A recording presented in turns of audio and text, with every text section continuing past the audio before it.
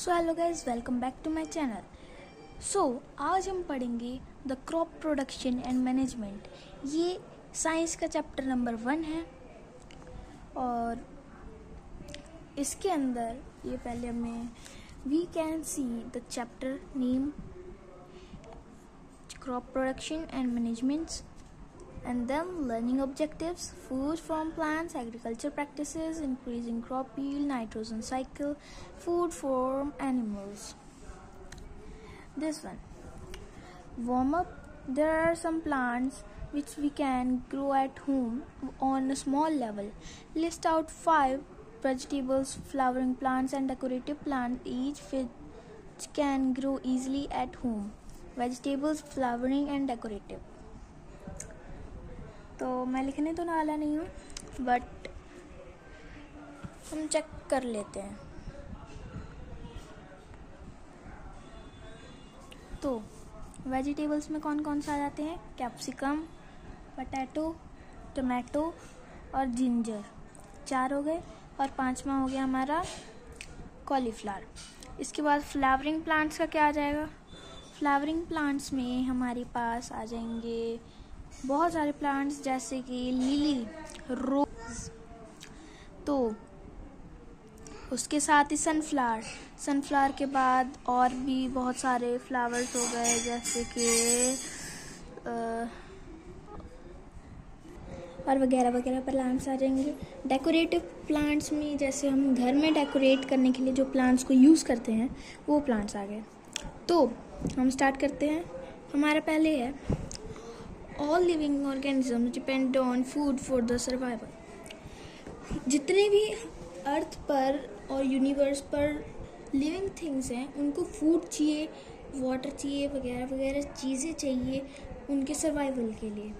In earlier days, man used to fulfill his need for food by eating vegetables and fruits obtained from nature. In earlier days, जो पहले का समय होता था उसके अंदर जो मैन है, आदमी, जो ह्यूमंस थे, वो अपनी नीड्स को, फूड की नीड्स को पूरा करने के लिए किस पे डिपेंड रहते थे? वेजिटेबल्स और फ्रूट्स पर, जो नेचर से प्राप्त होती थी। तो इसके आगे है slowly they started hunting animals for meet. तो धीरे धीरे उन्होंने क्या शुरू कर दिया? एनिमल्स को मारना, उसको हंटिंग करना मीट के लिए उनके। तो as population grow the demand for food also increase. जब पॉपुलेशन बढ़ती गई, जो फूड की डिमांड थी वो और भी इंक्रीज होती गई। So man started collecting seeds while gathering food and starting growing crops. तब जो मैन था, जो ह्यूमन थे, उन्होंने फूड को गैदर करना स्टार्ट किया और उन्हें उगाने लग गए। The process of cultivation of plants and rearing of animals for food, clothing and other useful production is called agriculture. जो एक प्रोसेस जिसके अंदर क्रॉप्स को उगाना, उनको और एनिमल्स को रखना, उन्हें पालना, और क्लोथ्स के लिए, फूड के लिए और बहुत सारी यूजफुल थिंग्स के लिए, उसे हम कहते हैं एग्रीकल्चर। और जो हॉर्टिकल्चर होता है, हॉर्टिकल्चर क्या होता है? हॉर्टिकल्चर इज अ ब्रांच, वो एक ब्रांच है। हॉर्टिकल्चर क्या है? एक ब्रांच। एक हॉर्टिकल्चर जो है एक ब्रांच है, जहाँ पर एग्रीकल्चर होता है, फ्रूट्स का, वेजिटेबल्स का, ऑर्नामेंटल प्लांट्स, जहाँ पर खाने पीने के ऑर्नामेंटल प्लांट्स का उनको उगाते हैं। तो इसके आगे है food from plants. Plants are grown on large scale for food, clothing and other commercial purposes is called crops. Plants जो हैं वो लार्ज स्केल पर जब ग्रो होते हैं, उनसे फूड, क्लोथ और वो सारी चीज़ें जो प्राप्त होती हैं उसे हम क्रॉप्स कहते हैं।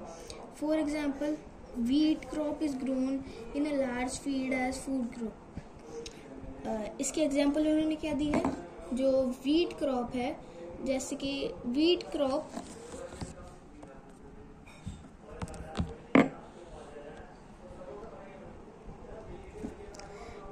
क्रॉप है उसे बहुत बड़ी लार्ज फील्ड चाहिए ग्रो होने के लिए। तो it is sold in market as food. The following table lists down different types of crops such as cereals, pulses, fruits and vegetables are grown in India.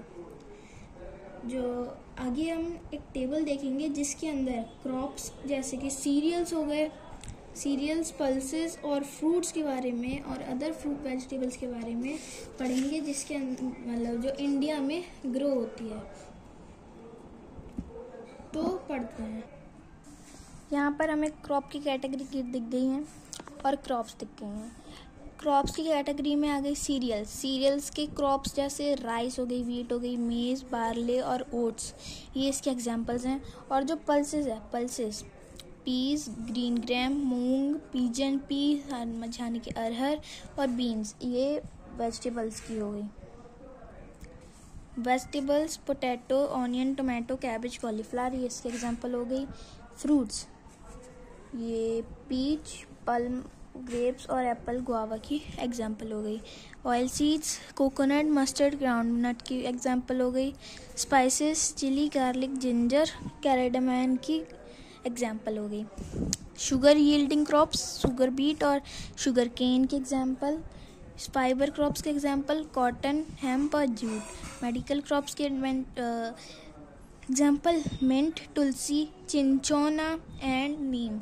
यहाँ पर नीम मेंशन नहीं किया है, लेकिन नीम भी जो एक तरह का मेडिसिन क्रॉप ही होती है, जो मेडिकल क्रॉप्स होती हैं जो मतलब कि ह्यूमंस को मेडिसिन बनाने में हेल्प करती हैं। और इसके बाद आता है बेवरेज। बेवरेज में टी और कॉफ़ी आ जाता है।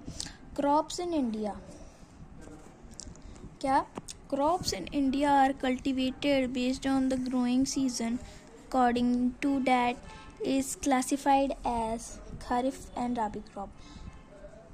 जो क्रॉप्स होती हैं जो इंडिया में उगती हैं वो जनरली 2 बेसिस पे होती हैं, 2 सीजन्स में होती हैं अकॉर्डिंग टू देयर हैबिटेट। एक होती है खारिफ क्रॉप और एक होती है राबी क्रॉप। ये राबी क्रॉप और ये खारिफ क्रॉप। तो अभी खारिफ क्रॉप्स क्या होती हैं वो देखते हैं। खारिफ क्रॉप्स में कौन सी आ जाती हैं? 2 मिनट एडजस्ट करने दीजिए। तो इसको क्या, जो खारिफ क्रॉप होती हैं वो प्लांटेड कब होती हैं, मतलब उन्हें उगाया कब, प्लांट कब किया जाता है? Monsoon, during the monsoon season. जैसे कि रेनी सीजन में उनकी रेनी के सीजन की बिगिनिंग में जून में उन्हें उगाया जाता है और हार्वेस्ट किया जाता है मॉनसून इन अक्टूबर में। सम एग्जांपल आर जोवे, मेज, millets, bajra, wheat and cotton, ये उसकी एग्जांपल्स हैं।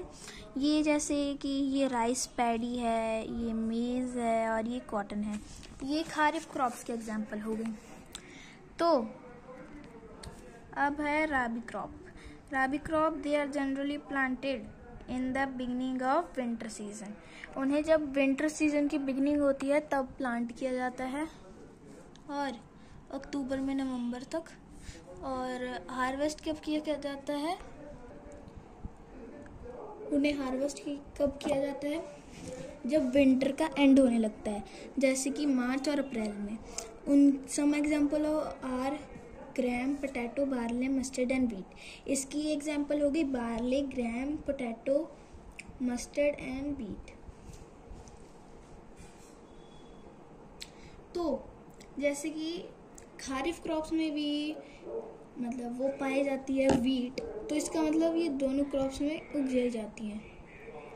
तो जैसे कि हमें दिखता ही है वो दोनों क्रॉप्स में उगाई जाती है। तो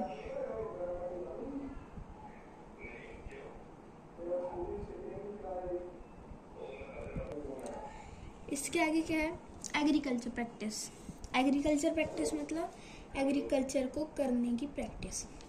agriculture practice are the process involved in cultivation of crop in particular series and sequence over a period of time from sowing to harvesting. Agriculture practice क्या होती है? एक प्रोसेस होता है जिसके अंदर कल्टीवेटिंग ऑफ क्रॉप्स, जिसके अंदर हम कल्टीवेट करते क्रॉप्स को एक पार्टिकुलर सीरीज मतलब पार्टिकुलर टाइम से, सीक्वेंस से, period of time from, period of time मतलब जैसे 1 साल होता है उसके आधा आधा करके हम उसको सो करते हैं। जैसे कि सोइंग टू हार्वेस्टिंग टाइम जब होता है उसे एग्रीकल्चर प्रैक्टिस कहते हैं। The most common step follow during the cultivation of crops are preparation of soil, selection of sowing seed, applying manures and fertilizer, irrigation, weeding, protecting crops from microorganisms and pests, harvesting, threshing and winnowing, storage. Let us discuss the above steps in detail. अब हम इन सभी steps को एकदम detail में समझेंगे। जैसे preparation of soil. Preparation of soil में कौन कौन सी चीज़ें आती हैं? Soil is considered an important medium for growth of plant. Preparing the soil is essential for growing a crop, as plant get water, air and other nutrients from the soil. Soil को मतलब कि एकदम सबसे ज़रूरी medium माना गया है plants के ग्रो होने का, क्योंकि जब प्रिपेयरिंग ऑफ सॉइल, ये प्रिपेयरिंग ऑफ सॉइल को तैयार करना एकदम ज़रूरी है, क्योंकि अगर सॉइल अच्छे से प्रोड्यूस नहीं होगी तो क्रॉप्स भी अच्छी नहीं उगेंगी। क्रॉप्स को क्या चाहिए?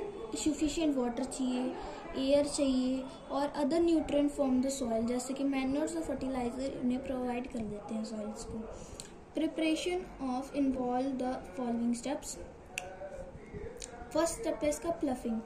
The process of loosening and turning the soil with the help of plough and implement is called ploughing or tilling. एक प्रोसेस जिसके अंदर सॉइल को लूज किया जाता है उसे प्लॉ किया जाता है, मतलब इम्प्लीमेंट किया जाता है, उस प्रोसेस को हम प्लॉइंग और टिलिंग कहते हैं। It can be done either manually by using bullocks और mechanical by machines such as tractor. इसको हम कैसे कर सकते हैं? फर्स्ट तो हमारा प्रोसेस आ गया, एक बुलक कार्ट से कर सकते हैं और एक ट्रैक्टर की हेल्प से कर सकते हैं mechanically. The main advantage of the process are as follow. इसकी जो मेन एडवांटेज है उसे हम आगे देखते हैं।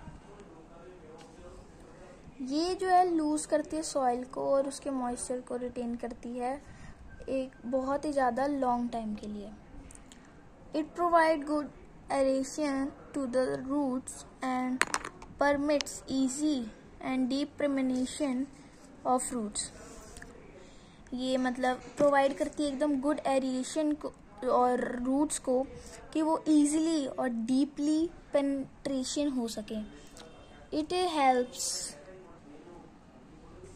It helps in uprooting the weeds and exposing soil pests to natural predators. It promotes the growth of useful microorganisms in the soil. ये एक हेल्प करती है अपरूटिंग, मतलब रूट्स को अप करने में, वीड्स को, और exposing the pest natural products को। और ये प्रमोट करती है growth of useful microorganisms in the soil. जो सॉइल के लिए न्यूट्रिशन माइक्रोऑर्गेनिजम्स होते हैं उन्हें ये प्रमोट करती है उगने के लिए, मतलब सॉइल में आए और मतलब क्रॉप को ज़्यादा से ज़्यादा वो मिले, ग्रोथ मिले। It help in bringing nutrient rich soil to the top for the uses of plant. तो एक तरह से ये हेल्प करती है हमें न्यूट्रिएंट, मतलब कि सॉइल जो एकदम रिच हो जाए अमाउंट ऑफ न्यूट्रिएंट्स में, ताकि जो ऊपर का सॉइल है एकदम अच्छे से ग्रो, उसमें जैसे कि हम बीज बोते हैं वो अच्छे से अंदर सो हो जाए, उसमें हेल्प करती है प्लॉइंग। इसके बाद हमारा सेकंड आ जाता है लेवलिंग का। These process carried out after ploughing. इस स्टेप को हम प्लॉइंग के बाद यूज़ करते हैं। Levelling is done to break down the big lumps of soil. Levelling एक प्रोसेस है जिसको हम यूज़ करते हैं ताकि big lumps of soil means जो बड़े बड़े क्लोड्स होते हैं उन्हें ब्रेक डाउन करने के लिए, that are left mostly during the dry season. जो बहुत मतलब कि कभी कभार ड्राई सीजन के कारण वो नहीं हो पाते हैं ट्रैक्टर्स मशीनरी। और तो हम कहाँ पर थे?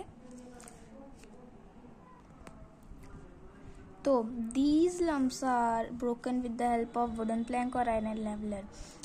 ये जो बिग लम्प्स होते हैं उनको हम मतलब तोड़ सकते हैं एक वुडन प्लैंक की हेल्प से। जैसे ये ऊपर वुडन प्लैंक रखा है और नीचे ये आयरन लेवलर है। इन दोनों की मदद से हम इन बिग लम्प्स को तोड़ सकते हैं, so that the field can be prepared for sowing the irrigation. The advantage of the process are, तो ये हमें हेल्प करता है कि सोइंग मतलब सीड्स को सो करने के लिए और उनकी इरिगेशन के लिए। इसके एडवांटेज है कि it help retain moisture in the soil. ये मॉइस्चर को रखने के लिए सॉइल में यूज़ होता है और ये हेल्प करता है। It protect the upper fertile layer of soil from erosion. ये ऊपर की मिट्टी वाली लेयर को प्रोटेक्ट करता है इरोजन से। It promote uniform irrigation and make the soil compact. ये प्रमोट करता है यूनिफॉर्म इरिगेशन को सॉइल कम्पैक्ट से। इसके बाद हमारा नेक्स्ट प्रोसेस आता है मैन्योरिंग का। The process of adding manures and fertilizers for the replenishment of soil is called manuring. एक ऐसा प्रोसेस जिसके अंदर हम मैन्योर्स को ऐड करते हैं, फर्टिलाइज़र को ऐड करते हैं ताकि सॉइल जो एकदम नरम हो जाए और एकदम अच्छे से अच्छी हो जाए, ताकि हम जो वो प्लांट्स उगेंगे, जो हमारी क्रॉप्स उगेंगी, उनमें ज़्यादा से ज़्यादा न्यूट्रिएंट्स हो और उनसे ह्यूमंस को ही अच्छा हो। Manures are natural organic substance obtained by decomposition of plant residues and animal waste. जो मैन्योर्स होते हैं वो एक नेचुरल ऑर्गेनिक सब्सटेंस होते हैं जो हमें प्लांट्स के मरने के बाद और एनिमल्स वेस्ट से प्राप्त होते हैं। Their role is to supply essential nutrients and humus to the soil and make it fertile. इनका रोल क्या होता है कि ये न्यूट्रिएंट्स ह्यूमस मतलब कि दे न्यूट्रिएंट्स को सप्लाई करते हैं और ह्यूमस को, ताकि जो सॉइल है वो एकदम फर्टाइल हो जाए। The different types of manures are farmyard manure, compost and green manure.